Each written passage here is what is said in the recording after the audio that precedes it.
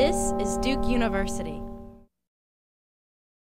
Global trade and environmental justice. Human rights issues are still. The term Ubuntu. About the Alien and Sedition Acts. Is making inferential discovery. The importance of an archive. The John Hope Franklin Center.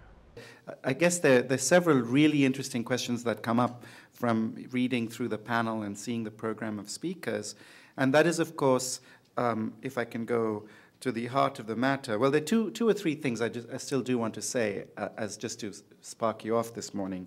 And maybe the most obvious thing is, how Arab is the Arab Spring, because there is a kind of framework that gets imposed on a geographical region that has been constructed politically and identified ethnically and in terms of religion and so on, even though the categories are pretty messy, and it doesn't just involve ethnic Arabs, it involves different groups, and it's not necessarily, whatever's called the Arab world is ripe for deconstruction when you look at what that is.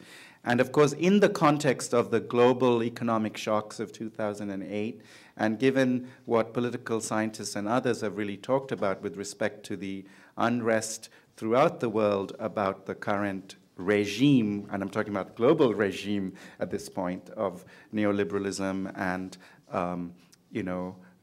financial management of the entire world in late capitalism, the Arab Spring is actually not necessarily Arab at all. It links up, as many people would point out, with the Occupy movement and a whole range of other protests that have happened on every continent, including this one.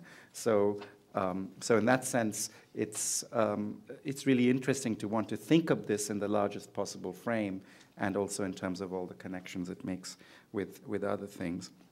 And as the title of the conference proposes, is spring really a spring? Revolution and repression. It says there's the Shakespearean winter of discontent, the summers of boiling rage, and autumns of broken aspirations, and the return of repression.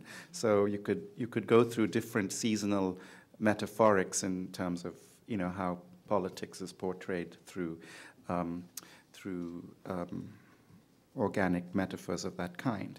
And I think when you compare similarly with moments that I know a little bit more about, like the beginning of the French Revolution, you often have this very interesting phenomenon, which is that the news or the rumors around the revolution, or the idea that there has been a revolution or the Bastille was sacked and so on, spread much faster than can be properly explained by historians. And sometimes it's a combination of, there are different explanations for this, but there's a kind of way in which the revolution anticipates itself, and people say or think that they've heard about it even before it had actually happened, when in fact that's a little bit hard to believe.